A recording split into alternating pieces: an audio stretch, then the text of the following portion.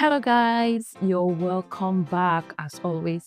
I am glad to have you. Welcome back. How are you doing? This video is about me sharing my experience giving birth in Canada. And I'm not a first time mom, so this is like me giving birth here in Canada and what I have encountered in the past. You get, this is no news, but if you don't know, irrespective of your status here in Canada, be it citizen, PR, student, work visa, visitor, asylum seeker, as far as you're on the Canada soil, any child you give birth to is a Canadian. So let's say this is my story of how I gave birth to my Canadian. Yeah, so in this video, I will tell you guys the process, how much it costed, my experience in general. Without further ado, let's go into today's video. And if you are seeing my face for the first time, my name is Oluwakemi. I am a Nigerian immigrant in Canada and I share my life experience as my journey goes on here in Canada. I will implore you to subscribe, like, and share as you will enjoy being on here and you will learn a lot from this channel. So I came into Canada when I was 7 months pregnant. So that is to say, I was almost due when I came in. So when I was coming in, I came with my doctor's reports, previous scan that I have done and all of that. And for you to be able to assess what is needed for you as a pregnant woman here in Canada, the first thing you need a family doctor. So I got myself a family doctor. And even if I was not pregnant, I still need a family doctor because I'm a new immigrant to the country. So myself and family, we need a family doctor. So we got a family doctor. We met up with him. He's in Nigerian, by the way. We met up with him and part of the due process is they send you for blood work. I'm pregnant or not, because that is due process for a new immigrant. So they sent me for full blood work. And because I was pregnant, they sent me for scan also.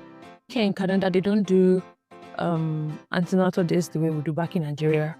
They just book you an appointment, you come in, you see your doctor one-on-one, and before you know it, you're done. You're back to your daily activities or back home. So I went for my scan, my first scan here in Canada. I went in because my doctor was one that even sent the referral form and everything. They called me, gave me an appointment day, and I went in. So I did my scan, everything went well. And the sonographer was even asking me that would I have to have pictures from the scan. I was like, why not? So she copied all the pictures from the scan into a flash drive and gave me the flash drive. And I went home with it. The result was sent to my doctor. Here, when you're asked to go do a test or something, it's more, they won't give the result to you to go give to your doctor. You'll be sent to your doctor, even though you'll be aware of what your result is. But they will send it to your doctor. So it was sent to my doctor.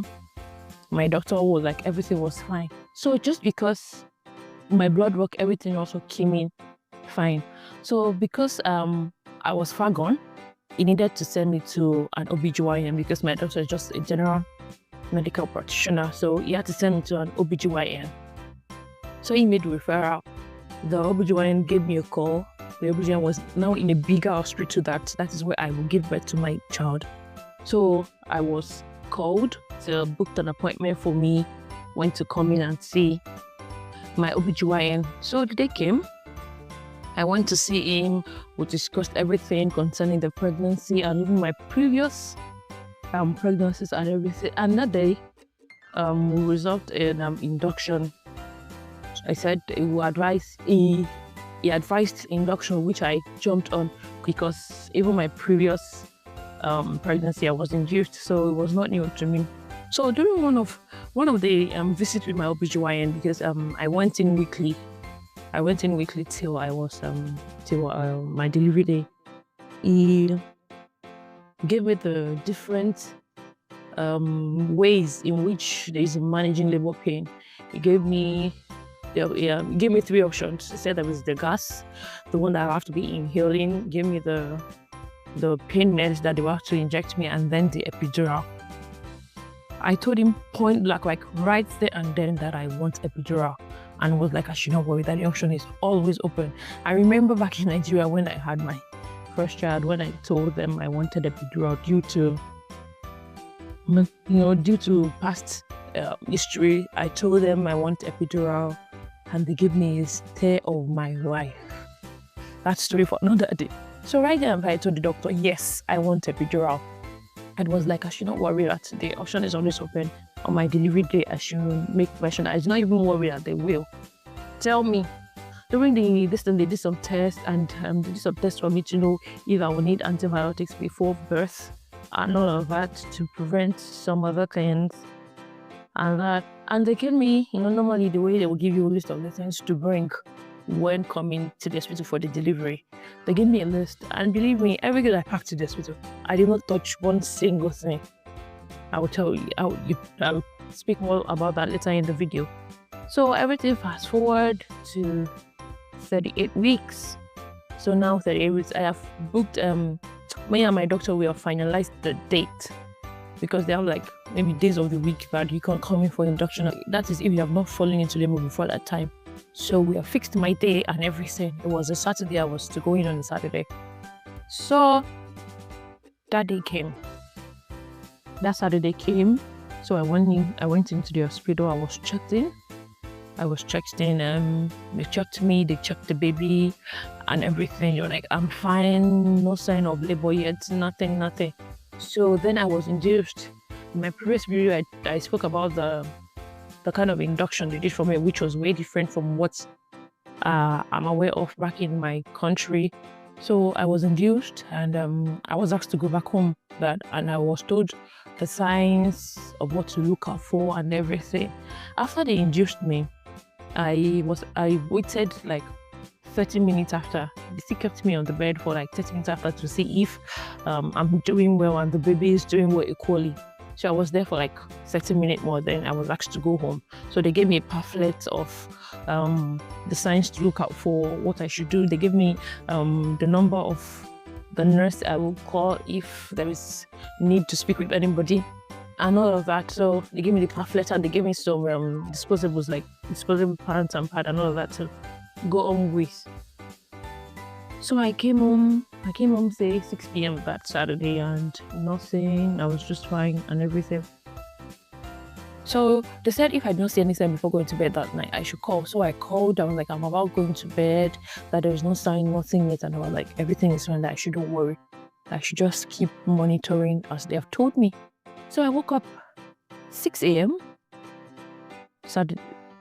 6 a.m. Sunday morning, and nothing. So I called, because the induction they gave me was supposed to have worked at that time, but if it has not worked, no problem. So I called them 6 a.m.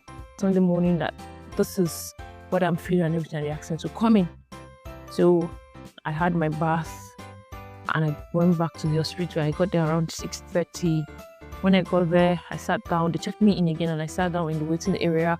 And before I knew it, a nurse was there to get me. She introduced herself, that she's my nurse, she'll be taking care of me, and she took me to my room. Emphasis on my room. When I got there, it was a private delivery room. This is what I'm not used to back to where I'm coming from. I remember when I was having my first job, I was also induced, so I was asked to come in a day before the induction so as to monitor me and the likes, And I was kept in a room with other women that are already in labor. Imagine the sound, the shouting and everything. Like, it did not make me get ready. Like, I was not ready. Like, I was seeing other women in this position. I was like, oh my God, this will be me in few hours. And I did not get enough sleep. I was not ready for what I was about to go through. But here in Canada, it was a private room, and there was even provision made for my spouse, like chair, bed, like stuff. It was provided for my spouse or whoever wanted to stay with me. I had my room to myself, nobody else. It's just my medical team that were coming in to check up on me and make sure things are progressing. So immediately I was admitted. I changed into my hospital gown. And I was on the bed. They asked me if I had breakfast before coming in. I was like, no, I couldn't get my hands on that. So they got me something like, they got me toast and water. I asked for water. They gave me water and everything. And by the time I was done with that, the OBGYN on duty came. Any OBGYN could attend once you're in labor, in case your OBGYN is not on duty. So the Chinese lady came and she was so nice, and some other members of the team. So they explained everything to me. We went over everything again, and here they will explain everything to you, and they will ask you if you're okay with it. That is something I'm not used to where I came from. And again, they went over the kind of the test of pain med that was available to me and everything. And then right there and then I told my OBGYN, and I'm telling you again, I want epidural. And they were like, no, so that's fine. That's fine. I should just let them know whenever they're ready. I should just let them know whenever I'm ready. I was like, don't worry, I will let you know. I'm not about to go through that pain. And all of that. So I was there. They set the line, they gave me oxytocin, and I think Ringo's lactate. They gave me some infusions, and I was there chilling. Don't forget, my husband could not stay with me because he had to stay with our toddler back home. So I was just there all by myself, and the nurses did not make me feel lonely at all. These people, their level of empathy is just something worth emulating. Like, so I was there. They would just come in. Whenever they come in, they check me and the baby. And the baby was hooked to the monitor, checking his heart rate, and my BP too. They were checking both simultaneously. I was there, and for after a few hours, like 2, they came and they were like, okay, no sign, nothing yet. So they were going to break my water. And mind you, what they used to induce me the day before, they removed it and all of that. So they were going to break my water. And then I was not feeling anything yet, so I didn't call for the epidural yet. So when the doctor said they were going to break my water, she was not like, okay, they should try. They tried and it was painful and I couldn't allow them. And I was like, okay, that since I plan to get epidural anyways, that they should not suffer me, so to say, that why don't I just get the epidural so that they can't easily break my water? I was like, okay, no problem. And the anesthesiologist came, a very young guy, introduced himself, pushed me through all the processes, everything he will have to do, what I have to do equally, and all of that. So the epidural went in, and I think before I was doing the epidural, I started feeling contractions, yes, but it was not to the extent of me asking for. I started feeling contraction because I requested for the gas whatever first. So they gave me the gas and it was not working. It was the gas I was on when they tried breaking my water in the first place, but it was quite painful. So then the lady now said, the anesthesiologist come and give me the epidural. So the anesthesiologist came, he gave me the epidural, and we monitored it from there. And 2 hours as I was giving immediately I was giving the epidural, like bliss came, like, you know when they pour you cold water. The nurse now came with ice block, placed it on my feet, my leg, my thigh, to know if the epidural kicked in, and I could not feel it. Immediately they gave me the epidural like this, like it was as if they poured me cold water. I cannot believe I was able to sleep through contractions. Like serious contractions, because the nurse was telling me as she was seeing it on the monitor, she was telling me that my contractions are getting stronger, and I could not feel it. Like I slept all through. Like I was just sleeping, waking up, and I make a video call where I was calling regularly to just check out to know how things were going. So I got the epidural and I was waiting when it was around 2-3-ish p.m. I was checked and I was like 6 centimeters dilated. I was like, thank you, Jesus. Like, it is progressing, because I heard some people when they get epidural, the labor takes a while and the contractions might won't stop, so to say. So mine was progressing. I was grateful. I was happy. Now the OBGYN on duty was coming in to check on me. How was it going and all of that. So around 3 p.m. They exchanged duties.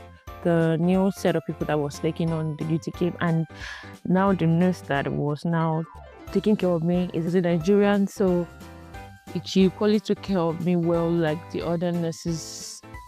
Everybody on my medical team were hands-on, like the care was too much. Like the care was really much.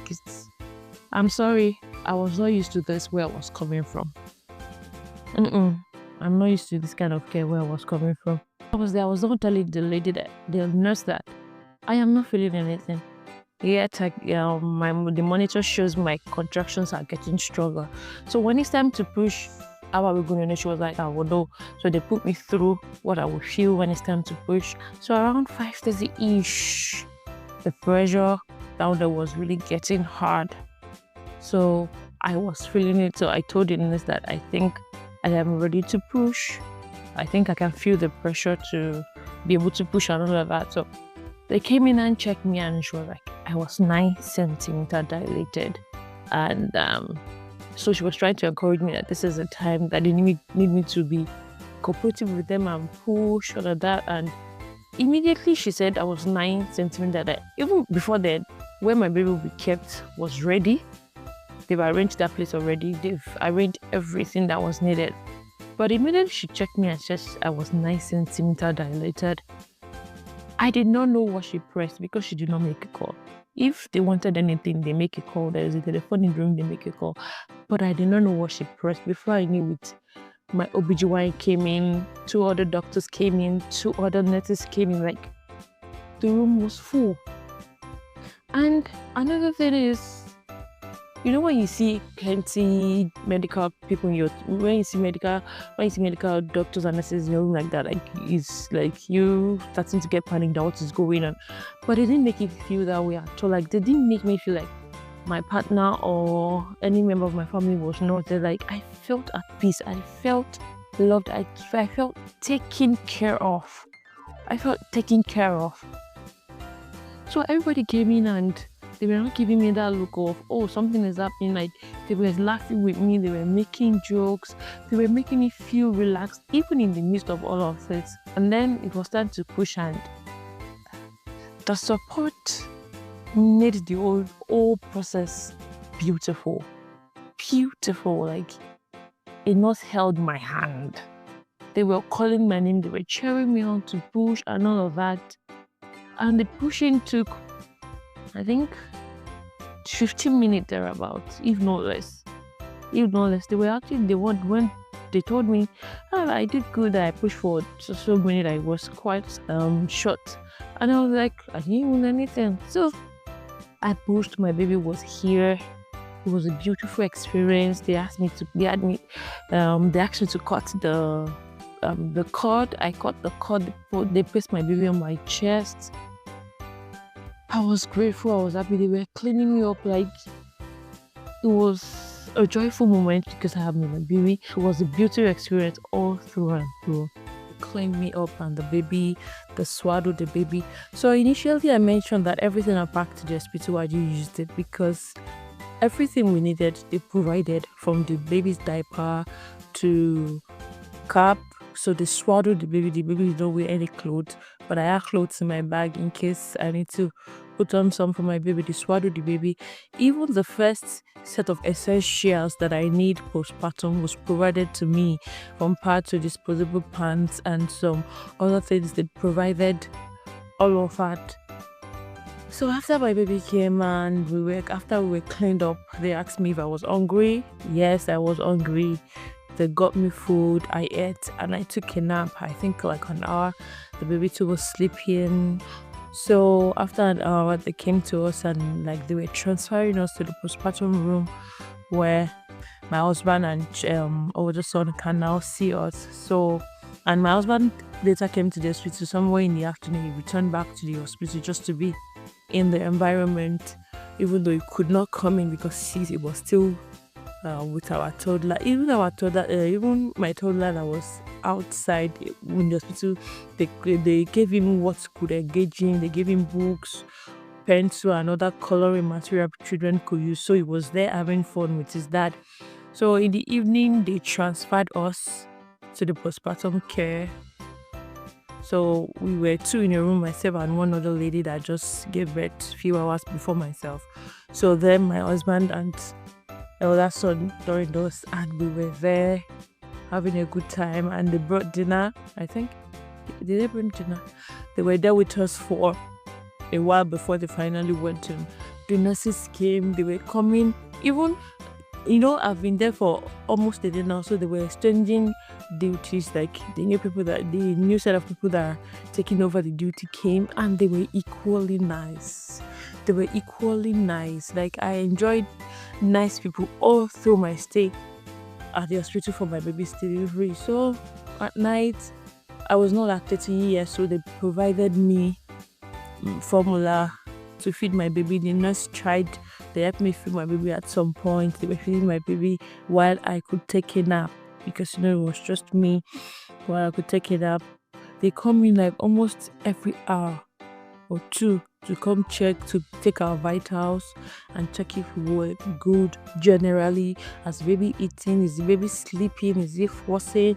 There was a time my baby was forcing while I was sleeping. The nurse did not help me carry him, pet him and all of that till he fell back asleep. So it was sweet care all through. I thank God for that experience, and for the amount I paid, because I am a permanent resident in Canada, I did not pay a dime.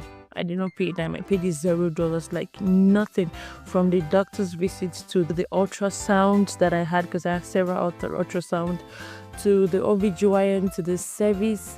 I did not pay anything. Citizen and a permanent resident does not pay when you give birth in Canada, but if you are a visitor,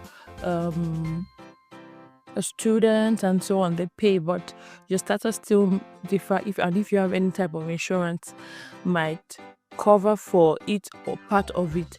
So if you gave birth in Canada and you're not a citizen or a permanent resident, maybe you're a student or a visitor, can you please comment in the comment section how much you paid to have your baby in Canada, because I heard it ranges from $15,000 to $20,000 to have your baby here in Canada. And if you have CS, it's more expensive and all that. So if you had your baby in Canada, like comment the amount you paid to have your baby in Canada if you're not a citizen or a PR.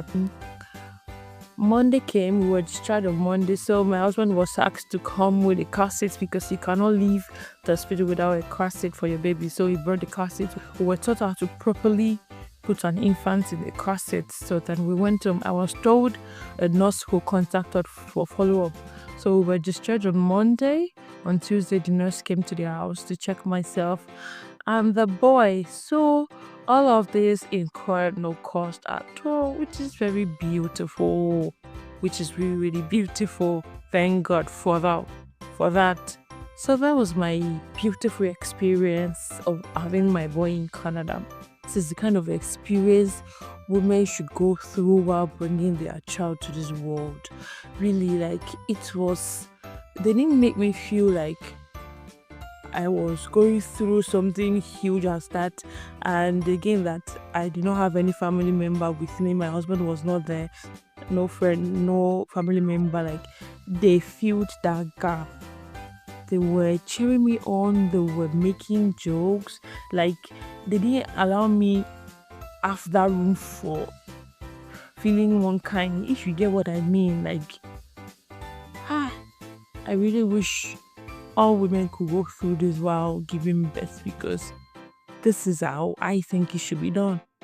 Fine, I know some people still have some bad experience, even in this part of the world, while giving birth or being taken care of by any medical professional, but it's not as much as the good parts that we hear, and I thank God that I experienced the beautiful part. So if you're giving birth in Canada and you're willing to share, let's hear your side of the story. How was it for you? Was it beautiful equally?